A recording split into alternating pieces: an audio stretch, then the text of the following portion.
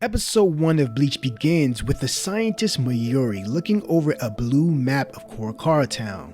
This map lights up red dots when hollows appear in different parts of the city. So 2 low-level warriors were sent on the mission to exterminate the hollows and protect the civilians. However, Ryunosuke was terrified of the things that can possibly happen on the mission, but Shino kept trying to reinforce his confidence. Both warriors split up, heading to the north and the other heading to the south. Once the warriors got to the destination, instead of Ryunosuke doing his job, we catch him moping on the top of the ledge of a bridge until a hollow appeared from the darkness. Ryunosuke starts running down the street, calling Shino for help, hoping that she would come and rescue him. But once Ryunosuke arrived at Shino's location, she appeared unconscious in the hands of a giant hollow. After a hollow struck Ryunosuke, the substitute Soul Reaper and the crew arrives. We have Orihime, Yasutora, the Quincy Ishida, and the king himself, Ichigo. Bro, when Ichigo first turned into his Bunkai, I was so excited. I did like 5 backflips in my chair.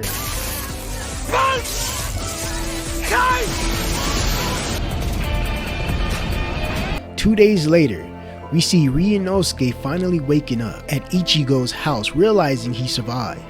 Ichigo tells him that he's been unresponsive for 24 hours, and Ichigo is glad that he is woke. Ryunosuke looks to his right and sees Shino walk into the room. When Shino saw Ryunosuke finally woke up, she attacked him hilariously. But suddenly, a tall, slim man with a hollow's mask entered the window of Ichigo's house. The man told everyone that his name is Eburn, and Ichigo kicked him outside the house immediately. This reminds me of something The Rock would do. But my name's Billy. It doesn't matter what your name is. Now we see the Captain Mayuri looking over the areas of the Soul Society and sees the city is being attacked as well. The scene cuts to the invaders reaching the head chief and commander, Yamato. Yamato wants to know what brings them there. The invaders tell Yamato that his security is weak and he should increase the strength of his warriors. Furthermore, the head invaders stated that their #1 goal is just to declare war. Yamato tries to strike the group with his fiery sword and power, but the group that infiltrated, they escaped quickly. Ichigo and Eburn begins to fight above Korokara Town, but something seems very peculiar. Eburn is not going full strength on Ichigo, so Ichigo gets serious and tries to enter into Bunkai, but Eburn pulls out his medallion and tries to take away Ichigo's Bunkai. However, this attempt didn't work, so Ichigo appeared behind him and placed his sword on his neck, asking him who was he and why is he here. But the invader Eburn slowly dispersed in black smoke to escape the situation. Next we see an abstract mansion located in another dimension that appears on the screen. Inside is the invaders that declared war on the Soul Society. So one member had a problem. He created an issue with Eburn, and suddenly his arm got chopped off by the leader of the crew named Yawatch. Yawatch stated that he hates arguing and conflict in his presence. Foundation stones. The inception of this thrilling story starts off precisely where we left off in the last episode. The leader of this organization just declared war on the Soul Society, and now he's chastising the members because of their incompetence. But I want you to listen to these words the leader uttered to Ludus. This shows you how careless and ruthless he is as a leader. The Majesty told his wounded soldier, "If you aren't going to sit, I suppose you don't need your legs." Bro, that was crazy. But the camera cuts to Ichigo's friend sitting on the floor eating Panera bread, discussing if Ichigo survived the attack from Eburn. Orihime looks at Ishida and tells him that the number one thing she likes about him is how Ichigo and Ishida became friends because previously they didn't see eye to one another. Ichigo returns through the window and Ryunosuke received a phone call from the Department of Research and Development, telling them 57 minutes ago they were infiltrated by an unidentified individuals that annihilated a squad member, Lieutenant Sasuke. Or Sasakabe, Hey, I don't know how to pronounce that. In the comments below, can y'all tell me how to pronounce that? Alright, let me continue. Later that day, we see the squad grieving after the loss of a squad member, and Ichigo left to patrol the area for hollows. However, he was attacked from the sky by a longtime friend named Nell. The scene transitions back to the leader of the faction questioning his soldiers about the war and didn't receive the answers that he was looking for, so he eliminated his own members starting with Ludus and then Eber. I kinda like those characters, but dang, they gone.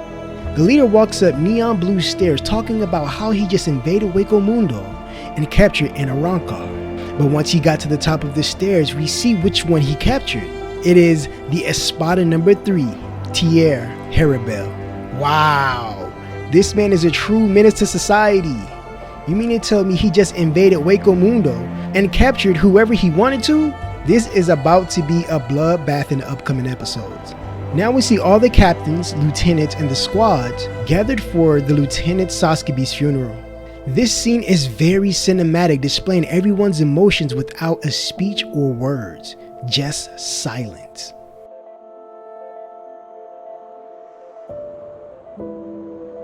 The hollow that escaped Wako Mundo tells Ichigo and friends that after number 1 and number 2 Espada had died, she became king of Wako Mundo. And recently she was captured by the unidentified group. And oh my gosh, when they showed how the leader of the group approached this battle, it was insane. Just look at him. He's a powerful, preternatural, uncanny psycho. Hey, but I'm not gonna lie, he looks dope as heck. So when Ichigo decided to get to Wako Mundo to save the Arancar, Urahara shows up. This was impeccable timing and perfect moment. So everyone arrived in Wako Mundo. So the first thing they see is the unidentified army's troops harvesting slaves to take to a man called Stern Rider J. So I'm guessing that this is the name of the unidentified group called Stern Riders, and everyone that possesses a letter in their name are captains. I like it. Next thing we see is slaves that have their back pressed against the wall, trembling in fear, frightened about the things that are about to transpire. Stern Rider J gets up and lectures them about opportunity, then impels one of the slaves after another. And then another one. Another one. Once he got to the last 2 slaves, 2 Arancars exposed themselves and tried to fight him to save their lives. But quickly, the Stern Rider J dispatched the 2 Arancars. But when Letter J begins walking away, he turned around and looked behind him and sees his men getting slaughtered. When he looked up, he saw more Arankar arrive to fight for Wako Mundo. Moments later, Ichigo finally arrived and seen all the Arancars laying on the floor incapacitated. The moment the Stern Rider J laid eyes on Ichigo, he told him a secret, that he's a Quincy. Yo! And then episode 2 ends. The first thing we see is Ichigo and Nil looking down at the Stern Rider preparing to fight this powerful enemy. Nil is surprised that he defeated the Tres Bestias without breaking a sweat. Kyuuge started his attack first on Ichigo using a familiar technique called Hirinkiyaku. He surrounds Ichigo while pointing arrows at his torso, creating a massive explosion after impact. After Ichigo evades his attack, he really wanted to know, is he really a Quincy or is he bluffing? Kyuuge indeed confirmed that he is a Quincy and there is no reason to lie about it. The scene quickly cuts to the head captain commander asking his captains, what's the enemy's headquarters location so we can deal the first attack? One of the captains spoke up and answered that no one knows where their headquarters are at the moment. This group is very discreet and mysterious. The head commander responds saying that the best option is just to prepare for war so the enemy can never gain the upper hand again. Ichigo looks at Kyuuge and asks him if he knew Ishida. Kyuuge agreed, but not in a typical way by saying yes, but by saying his last name, Ishida Urius. Ichigo was shocked but wanted to know more, but Kyuuge quickly said that speech is silver and silence is gold. When I first heard that, I was like, man, that's a powerful statement. And I enjoyed the language the writers gave Kyuuge because it shows that he's not just some random enemy that's strong. He's someone that possesses a nice amount of wisdom. Kyuuge didn't want to play around anymore and entered his awakening form called Let's Still. He takes off his glove like Michael Jackson did on stage in front of millions and transformed into an angel with a halo on top of his head. Bro, when they showed his feet, I started laughing because he literally is wearing high heels in this form. At least they could have gave him some boots or something. Ichigo and Kyuuge started to spar with one another, but no one was dealing a hard blow. Ichigo tries to use his favorite technique and chop Kyuuge's head off, but his sword didn't even penetrate his neck. This isn't going to be as easy as I thought. Seconds later, the Thresh Bestias created a monster and attacked Kyuuge from behind. The monster repeatedly bashed Kyuuge in the ground, breaking his neck and bones. The scene transitions to Ishida in the library trying to find a book that will give us some type of information about the enemy, but his mentor stopped him from investigating further. Ryunosuke and friend was stopped by the 6th seat Kajimoru. He explains to them that the purpose of the Soul Reapers is to keep balance between the Soul Society and the real world, but because the Quincy's are destroying Hollows completely, it created an imbalance between both worlds. Ishida found his master's diary in his office, and it states the Soul Reapers tried to make a covenant with the Quincy's in the past, but nothing worked. So the Soul Society made a hard decision and decided to destroy all the Quincy's at that time. So because the grudge that the remaining Quincy's possess, it turned into a greater force that the Soul Society has to deal with now. This is a really good backstory on why the Quincy's are invading and why they declare war. I understand that might change in the future because I know that all war is based off deception, but it's a very good start. Yamamoto is talking to Mayuri, the captain of the 12th Division, about the war. And we find out something that is very, very interesting. Mayuri yelled at Yamamoto saying if he had killed Yawatch when they fought many years ago, this war that is currently happening would never manifest. This entails us that the leader of the group has more history with Yamamoto in the past and raises more questions. Moments later in Wakamundo, Kyuuge gets up from the ground and repaired his broken neck. He uses another technique he had up his sleeve to absorb the enemy's powers. However, we see Kyuuge's halo break off the top of his head and then see Ichigo attack him from the sky. But we head back to Soul Society and we see a blue stream of light arising from the ground like a geyser. Floating in the air is the powerful leader Yawatch invading the headquarters himself. But I don't think he's alone because we see a member of one of the division squad gets their right arm severed off his body. So when everyone looked back at the entrance of the Soul Society, they see the Stern Riders arrived, assisting Yawatch in the 1,000-year Blood War. So the first thing we see is Sereti engulfed in blue flames throughout the 16 locations of the city. Many people in the city have been slaughtered already and the war just started moments ago. A captain of the division squad appears to be frustrated and angry towards the effects of the war. He confirms that over 1,000 people already died since the invasion began. The Stern Riders are not wasting no time with this invasion. Their infiltration skills are at an all-time high. At the gate entrance of Sereti, a Stern Rider walks straight towards the division squad's group. He told them to run away because there is no way they can stand a chance against him. But no! Someone challenged the Stern Rider and got sliced directly down the middle of his body.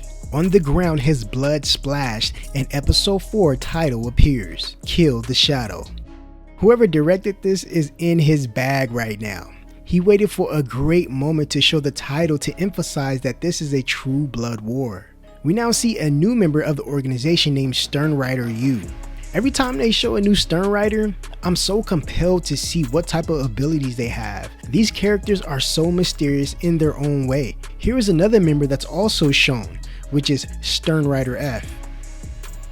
So at this moment, we see some captains fighting the Stern Riders, testing their strength to see what they are up against. Byakuya walks in the battlegrounds like he about to tear up everybody and release his Zanpakuto ability. The Stern Rider hand was then slashed by the pink shards and he looked extremely shocked to see his hand cut. Byakuya tells the Stern Rider's partner not to make any sudden moves, and the next scene we see him fall through the ground. Byakuya uses his next technique, using it to surround his opponent, but it just didn't work. The other captains are also having a very hard time finding the enemies and trying to figure out their true abilities. Byakuya turns his sword upside down and prepares to release his Bunkai. But Renji informs the captain, if you use your Bunkai, it will be sealed away.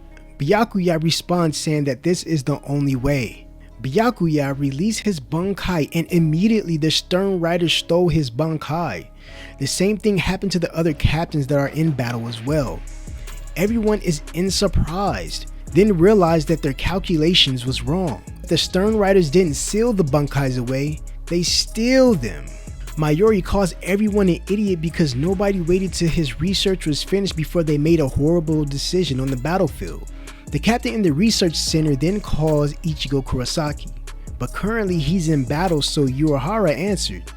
He then informs them that everyone's Bunkai can get stolen, except for Ichigo's Bunkai for some reason. The scene cuts to Ichigo fighting Stern Rider J, overpowering him easily, throwing him to the ground. Ichigo asks the Stern Rider, why do you want to steal our Bunkais? The Stern Rider says he doesn't have to answer anything to you. And quickly, Uehara blasted the Stern Rider's chest with an energy blast, leaving him incapacitated on the ground. He throws Ichigo the phone and told him to head back to Soul Society now. But on the way, we see an energy blast closing the exit towards Sereti. When we look back at Wako Mundo, we see the Stern Rider survive Uehara's blast and injure Chad and Orihime. The Stern Rider then says that the leader told him to keep Ichigo at bay even if it cost him his life, then sealed Ichigo in a prison ball. After Kyuuge locked Ichigo in the dimension, he holds his hands at the seal and utters, Ichigo will remain in that prison until Soul Society falls. The inception of this episode begins in the Research and Development Center using the intercom to all the captains and lieutenants, informing the army that the substitute Soul Reaper is arriving to Soul Society to assist them in battle and his Bunkai cannot be stolen by the invaders. When the captains and lieutenants heard this information, they were tremendously excited because Ichigo was the one that defeated Lord Aizen. Akon stands up from his desk and states that Ichigo's spiritual pressure dispersed from the radar and is stuck in Garganta. But when he tried to give his co-workers orders, Jibanyo, the giant, broke through the walls of the research facility. Ichigo picks up his phone and hears everyone getting slaughtered by the powerful invaders. Kyuuge revealed why he was named Stern Rider J from the leader, and it's because the letter J stands for jail, to trap his opponents in prison. Kyuuge turns towards Chad and Orihime to finish them off, but a red energy sword sliced him in half like a knife through butter. They never revealed who the person is, but if you have any idea who you think it is, place it in the comments below so we can discuss about it. Byakuya starts telling Renji to use his observation skills to understand the enemy's abilities so he can counter him in the future. Byakuya then asks himself a question on the prominent sensation he's currently feeling. Stern Rider F tells him that the sensation is not poison, it's fear. That's probably why the leader gave him the letter F. So once the victim is cut with his blue shards, the fear enters the bloodstream and slowly takes over the host. Byakuya tries to strike the Stern Rider, but he completely failed at his attempt. Stern Rider F struck Byakuya in the chest, causing his body to collapse. The Stern Rider explains that fear has no limits or boundaries as millions of flies crawls up Byakuya's body. Byakuya screamed in agony and snapped back to reality, preparing to destroy the enemy once and for all. However, the Stern Rider raised his hand in the air and used Byakuya's Bunkai against him, Sanbuzakura, looking down on him as victory shrouds his eyes. I really love scenes like this where the writers and directors create memorial moments through imagery like a mural on the wall. But it's not over. the Stern Rider summoned a halo of Byakuya's power and attacked him with his own most powerful attack. Inspiring. Renji tried to save the captain but was quickly taken care of by the masked man that resembles a Mexican wrestler. Kenpachi walks towards the leader of this tyrannical group and throws 3 bodies on the ground. Kenpachi goes on to explain how he took the Stern Riders down one by one. The first one he slit in 2 pieces. The second one he ripped out his throat because he was talking too much. Y'all remember that moment when Ishiki stomped on Sasuke's face for talking too much? That moment was dope. Check the video out if you haven't seen it on my channel. And the third guy transformed himself into Kenpachi's doppelganger, but lost the battle very quickly. Kenpachi is literally a straight monster. Now we see our next Stern Rider, which is Stern Rider O, the Overkill. He talks about how he eliminated a lieutenant the same exact way by throwing an arrow of pure energy. However, Yamamoto arrived to the battlefield to protect his member of his army. When Yamamoto arrived, the Stern Rider stated that he was looking for him just to use his subordinate's Bankai to destroy his existence. Draco summoned his subordinate's Bankai that died in the very first episode, and we see a purple circle of energy that rains down the power of Ryatsu. Yamamoto had a flashback when Lieutenant Sasuke first used his Bankai that gave him his second scar on his forehead. Yamamoto was filled with rage as he struck the Stern Rider with his Zanpakuto, burning him to ashes. After all the captains and lieutenants saw how serious the head captain was fighting, they were inspired by his actions to never give up. In the beginning, we see Yamamoto walking towards the enemy as Yhwach holding Kenpachi by the neck. Instantaneously, Yamamoto saved Kenpachi from dying by the hands of the Quincy's ferocious leader. But up in the air, Yamamoto was attacked by 3 Quincy's that tried to ambush him, but that idea failed horribly as Yamamoto set them all on fire. Yhwach asked Yamamoto, "You look like you want to say something." And before Yhwach can finish what he was about to say, Yamamoto sliced his left arm, causing him to bleed. Bro, episode 6 started off extremely epic with the battle between Yamamoto and Yhwach. This is exactly what we were looking for. So the fight continues on top of the roof of a house, and we see Yamamoto avoids the attack that Yhwach created. Once they both landed on the ground, Yamamoto tried to annihilate him from the side, but Yhwach's counterattack cut the flames precisely in half while drawing out his sword. Real quick, if you were wondering why Yamamoto only has 1 arm, it's because he lost it by protecting the world of the living from a massive explosion using a forbidden Kido spell. So I just wanted to catch everyone up that might not know about it, or the ones that might forgot about it, because I know I did. And another thing, I'm so used to calling Yhwach Yhwach, okay? So if you hear me say Yhwach, I'm talking about Yhwach, okay? So, and I tried to correct myself over 100 times, man, but I'm working on it, okay? So just cut me some slack. All right, let's continue. Yhwach told Yamamoto don't be excited that he drew his sword, and Yamamoto answered saying that he wants to crush him totally until there's nothing left, and all of a sudden the entire color of the battlefield turned pure white. Then we see one of the captains say that his throat is dry, and then we see another captain's lips begin to crack. So at this point I'm like, what in the world is going on that's causing water to evaporate, lips to start bleeding, and throats to be dry?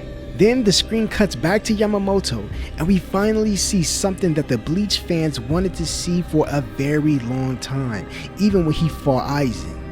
Yamamoto looks at the camera and says, "Bankai, Zanka no Tachi." This moment was so dope. So now we understand what was causing the air to be dry and water to evaporate. This is really freaking cool. Even though his Bankai is visually underwhelming, wait till you see what his Bankai can do that makes all of this so crazy. Yhwach is looking at Yamamoto's blade and see the sword covered in black with fire burning from the inside. Yhwach's facial expression is priceless in this moment. He really looked like he doesn't know what in the world is going on at all. Yamamoto tries to strike down Yhwach, but misses entirely. However, when his sword touches the ground, everything explodes in the direction it's facing. Yamamoto explains that his technique is called Zanka no Tachi East, where flames don't burn but explode. Yhwach tried to attack Yamamoto with his sword, but his sword evaporated instantly because of the heat that surrounds his body. Yamamoto then used his Zanka no Tachi West, that is 50 million degrees Celsius. Yo, Day, pause the video. If this was really true, no one would be able to even get 10,000 miles close to him, and we see Yhwach standing 20 feet away. This is just absurd. We can't even go outside in the summer heat when it's 109-degree weather. People will have heat strokes and pass out.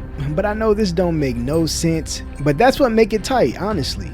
His Bankai is so stupid that it's tight. Yamamoto starts to walk towards Yhwach, blazing like the fiery sun, trying his best to end this battle as quickly as possible before Soul Society burns down. Now I see why no one has beaten him in the last 1,000 years. Meanwhile, we see Ishida under the bridge reading the historic battle between the Soul Reapers and Quincy's. He said that 1,000 years ago, a group named Leash Right tried to eliminate all Hollow from existence and invaded the Soul Society, but the 13th Court Guard Squad defeated them. Then 200 years ago, the 13th Guard Squad couldn't come to an agreement with the Quincy's, so they eliminated the majority of them, maintaining balance in the world. Then Ishida begins to have a memory about him and Ichigo discussing about the war. I really do believe that their friendship will come to an end, because Ishida is a Quincy at heart and Ichigo is a Soul Reaper at heart. And one thing I know about them, they're not going to convert to neither side. This is definitely going to be very interesting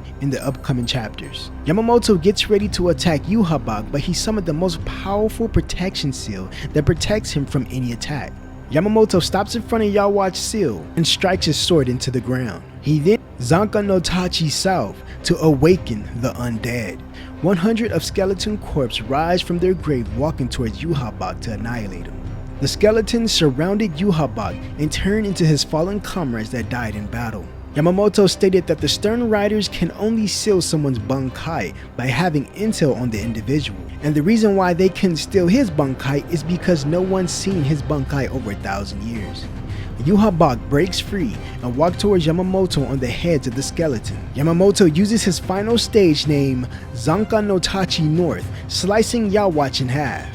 Yhwach began to apologize, saying he's sorry for not carrying out your orders. Yamamoto frees and asked him, who are you apologizing to if you're the leader of the Quincy's? And in a split second, he sees the real Yhwach arrive to the battlefield, saying that this guy on the ground was a Stern Rider of his group.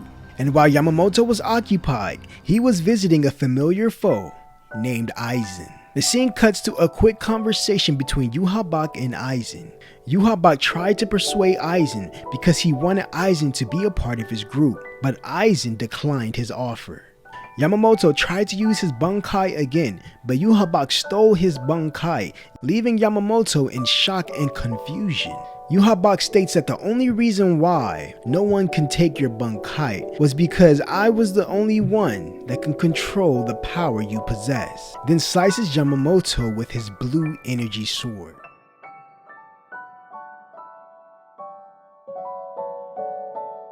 This episode commences in a quick flashback of Yamamoto's memories of the first encounter with the Quincy's. We see the original 13th Court Guard Squad shrouded in fire, preparing to fight their opposition. When the war began, you see arms being severed, bodies being cut, and a lot of people dying. Yamamoto released his Bankai and slowly started walking towards Yhwach. Yhwach smiled at Yamamoto because he thought he was ready for the attack, but he was quickly stabbed in the back as Yamamoto struck him with his sword in the front. The flashback continued as a young boy snuck into Yamamoto's room and saw the image of Yamamoto's Bankai. Yamamoto caught the boy sneaking around his room and begins yelling at him, but once he calmed down, he told the young boy about the history of the famous image, saying, "What you see is a monster that attacked the Soul Society, but if that monster awakens again, things will get much worse." The scene cuts to the future as Yamamoto's severed body started to fall to the ground. Yhwach placed his foot on the top of Yamamoto's head and explains a lot of things that we all wanted to know for a very long time. He explains why Yamamoto never restored his arm, and it was because he didn't want to exploit the humans. And the reason why he didn't want to use his Bankai against Aizen, because everyone in the vicinity will die, including Ichigo. That's exactly what happened to the original Court Guard Squad. Yamamoto released his Bankai to defeat Yhwach, and everyone around him and his subordinates died. Yhwach looked at Yamamoto on the ground, pointed his finger towards him and obliterated Yamamoto once and for all. All the Captain Stern Raiders summoned the advanced Sodat and annihilated more soldiers of the Soul Society. Meanwhile, Ichigo breaks out of Kyuuge's prison ball and finally arrives in Soul Society. The first person he visited was none other than Byakuya. Byakuya asked Ichigo if Renji and Rukia is still alive. Ichigo responded in a subtle tone, yes. Byakuya asked Ichigo for a favor. Can you protect the Soul Society? Ichigo paused for a second and said yes, but not with his words, but with his actions. He immediately flew straight towards Yhwach, stopping him from leaving. And before that battle can begin, we see Byakuya's sword fell out of his hand, shattering into 1,000 pieces. This is definitely a war to remember. Who would have thought that Yamamoto and Byakuya would die so soon in the 1,000-year blood war? And it makes you think about what kind of power will Ichigo develop to defeat Yhwach in the final fight. In order to accomplish this massive task, Ichigo has to surpass Yamamoto's Bankai, Zanko no Tachi. This is getting very interesting. So Ichigo starts interrogating Yhwach, asking him, is he the one that destroyed Soul Society? Yhwach responded saying, indeed he is. Ichigo started to emit his colorful Ryatsu and attacked Yhwach at full strength. But the fight didn't last too long as Yhwach grabs Ichigo's left arm and slammed him into the ground. Yhwach lifted up his weapon and pierced his sword through Ichigo's neck. Bro, when I first saw this, I was like, what the heck, Ichigo died already? But when I see the next part, Yhwach was shocked that his sword did not go all the way through Ichigo's neck because of something that is called Blut Vein. Yhwach sliced up Ichigo's arm just to make sure he wasn't tripping, and Blut Vein appeared on his arm. Yhwach stated that using Kyuuge to contain Ichigo was a mistake, because Kyuuge can contain Soul Reapers, but he can't contain Quincy's. So Ichigo is a Quincy? Oh snap, that's crazy. He continues and tells Ichigo that he knows nothing about himself or his mother, and wants to re-educate him after he captures him. Once Yhwach tried to leave, Ichigo tried to attack Yhwach, but the Stern Raider stepped in and broke his sword on impact. Yhwach told Ichigo to heal his wounds and wait. My son in the dark. The inception of this episode starts with the Soul Society recuperating from the destruction of the Quincy's, taking injured people to the hospital beds and wrapping their wounds. A medical professional gave Ichigo a report from Urahara on his friends Orihime and Chad, saying that they both are safe. Ichigo then checks on Rukia because she just got out of surgery. Ichigo's comrades knew that if he hadn't arrived to the battlefield to help out Soul Society, a lot of things could have been a lot worse. However, someone interrupted their conversation, telling Ichigo he needs to follow him now. It's about his Zanpakuto. Ichigo immediately ran towards the urgent location. Next we see all the captains in the room together with Yamamoto's broken sword lying on the table. It was said that they have no idea where Yamamoto's body is, and it is safe to say that the enemy obliterated his entire body. All the captains at this moment are shocked and in pain of the emotional news. Now listen to this. A messenger arrived in the room and said that Byakuya and Kenpachi are alive. This was a big moment for me because I knew that Kenpachi would survive. He's just built different. But I really thought Byakuya was dead. The directors and the writers had an emotional ending to his battle. He said his final words, and they showed his sword crumbling into thousands of pieces as the screen turned to white. And a couple of episodes later, he's alive? Remarkable. But if you think Byakuya should have died at that moment, let me know what you think in the comments below. Mayuri tells Ichigo that his Zanpakuto is broken in its Bankai state, so it can never be restored. Ichigo was flabbergasted after hearing what Mayuri said. Then he asked him, don't you rebuild Zanpakutos? And Mayuri responds, absolutely not, he just modifies it. He then tells Ichigo to follow him because the Magnificent Zero Squad is arriving. Once we get to the location, Ichigo asks, where are the Zero Squad located? And the captain of the first squad says, the Royal Palace. And instantly we see a massive pillar barreling down from the sky, landing directly in front of them. The doors open and we see the Zero Squad make their first appearance in Bleach 1000-Year Blood War arc. Throughout this conversation, it's mostly the Zero Squad catching up with the captains, but then they revealed their true purpose. The Zero Squad is here to rebuild the 13 Core Guard Squad. However, a TV screen was projected in the air and we see Yorihara, Orihime, and Chap on the screen talking to Ichigo. But there was a mysterious character behind them that kinda looks familiar. I'm not sure who it is, so if you guys have any thought on who this character is, can you post it in the comments below? But there's a catch, you can only post wrong answers. I think that would be fun. Ichigo asked the bald guy, can he fix his Zanpakuto? And he replies, no, it can't be fixed. But they can reforge him a new weapon if he can come to the royal palace with him. There was no hesitation, and Ichigo agrees and arrive at the royal palace. This palace looks really amazing. It reminds me of King Kai's place when Goku was training in the afterlife. Later, Ichigo enters into a hot spring that can heal anybody's wounds. One of the head characters threw Byakuya's body on the other side of the spring to help him replenish his blood he lost during battle. Tanjiro turned around and told Ichigo that one day in the spring can help replenish all his injuries, and we see his nickname, the Hot Spring Demon. Episode 9, The Drop. Ichigo is currently underwater to heal his upper body, but he can't hold his breath for too long and kicked one of the employees in the head. The Hot Spring Demon told Ichigo he's not done and punched him in the face. Afterwards, he told Ichigo to look at his bodies and your injuries have healed. He punches Renji in the stomach to see if his injuries healed as well, and he was correct. So they sent Ichigo and Renji off.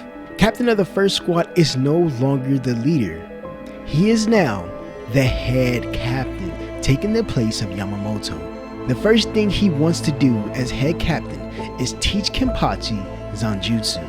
But the higher-ups were denying his request because they were afraid if Kenpachi became more powerful, if he revolts their decisions, it would be extremely trouble trying to control him. A moment of silence was present after Shun Tzu asked, who will protect you when you are in danger? Yourselves? Shun Tzu took the moment of silence as a yes, so he brings in the first Kenpachi ever, Yunohana. Renji and Ichigo are falling out of the sky and it fell on the inflated teddy bear to survive. They arrived at the kitchen area and the lady fixed them a massive meal that looks just amazing. Ichigo and Renji didn't waste no time and stuffed their face relentlessly. So these last two episodes really focus on lighting up the mood after a crazy and brutal start of the story. So I understand this. But listen to this. The lady was cooking the food somehow got extremely hot and skinny with big boobs, and Ichigo and Renji and the teddy bear spit out their food as she came out the curtains. That's funny. The whole time she was talking about their training in Soul Society, the men did not hear anything that was coming out of her mouth because she was so beautiful. This reminds me of the exact same thing that Denji did when Power was trying to talk to him on the bus and nothing entered his mind. Like everything that they were saying was obsolete.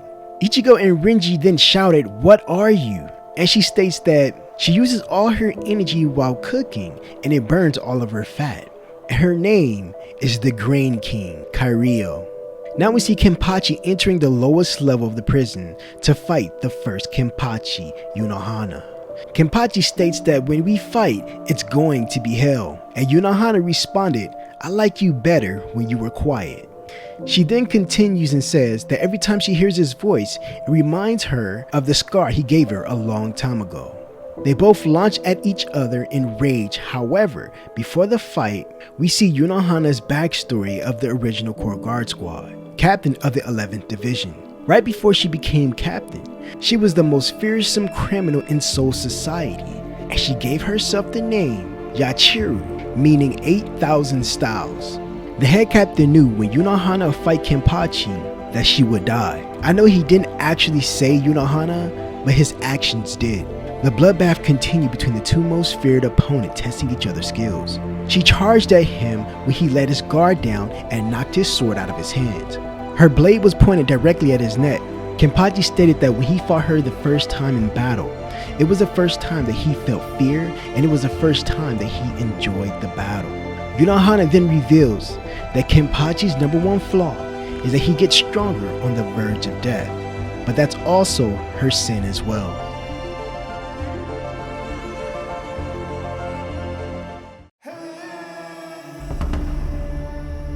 Yunohana is having a flashback of her first encounter with Zaraki Kenpachi standing in the ring contemplating about her next victim. Her lieutenant runs to her and says, "There is no one that will be a formidable opponent to satisfy what you want." He turns around and looks at the pile of bodies behind her and continues, "The size of the pile of bodies is the size of your dissatisfaction," he says. She then turns around immediately and sees Kenpachi climbing over the bodies to fight anyone that stands in his way. Yunohana reveals that she became bored throughout her life searching for someone that would be worthy of her blade. And when she crossed paths with Kenpachi, she experienced unparalleled joy. Currently, the battle between Kenpachi and Yunohana is going back and forth, testing each other's skills to the max. Yunohana reveals that Kenpachi is holding back his true strength unconsciously. She also talks about how Kenpachi barely won his battle against Ichigo Kurosaki. He also barely won his battle against the 5th Espada fighting in Hueco Mundo. This was actually intentional because of his joy of fighting on the brink of death. Yunohana was the first person who rivaled his power in combat, but she was still weaker than him. Kenpachi saw how weak she was and felt extremely bad, so he began to suppress his powers while fighting. Yunohana realized that if she could make Zaraki Kenpachi flirt with death once again, she can resurrect his true strength in their final battle. So she continues relentlessly slashing Kenpachi to death blow after blow and slash after slash. Kenpachi retaliated and sliced her chest open. However, Yunohana quickly started to use her Kaido to repair her wounds. Yunohana started to get serious and use her unique Bunkai, Minazuki. She covers her blade with blood, and her atmosphere was a mixture of darkness and scarlet red. Kenpachi screams in excitement and charged at Yunohana. The energy exchange was absolutely amazing watching these two fight to the end. I really enjoyed the visuals that the director is displaying in these moments. As the fight continues, there was something that really stood out to me at this very particular moment.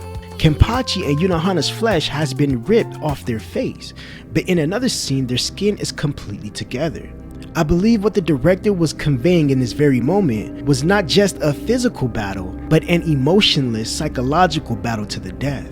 In this scene, they were the epitome of Grim Reapers, as Grim Reaper's face is a skull, and Shinigami means personification of death. Zaraki Kenpachi finally wakes up from his mental fog of emptiness and had an epiphany that this is what true battle is all about, fighting on the edge of life. Kenpachi launched his sword through her body as she slowly fades away. Suddenly, a voice appeared out of the darkness saying that Kenpachi can finally hear its voice that has been watching him through the dawn of time. The voice responds to Kenpachi's actions and says, "Nice to meet you, Kenpachi. My name is..." And then the screen fades to black. Bro, that was definitely a cliffhanger because I really wanted to know who the heck was the voice that been lurking around Kenpachi since his youth. Interesting.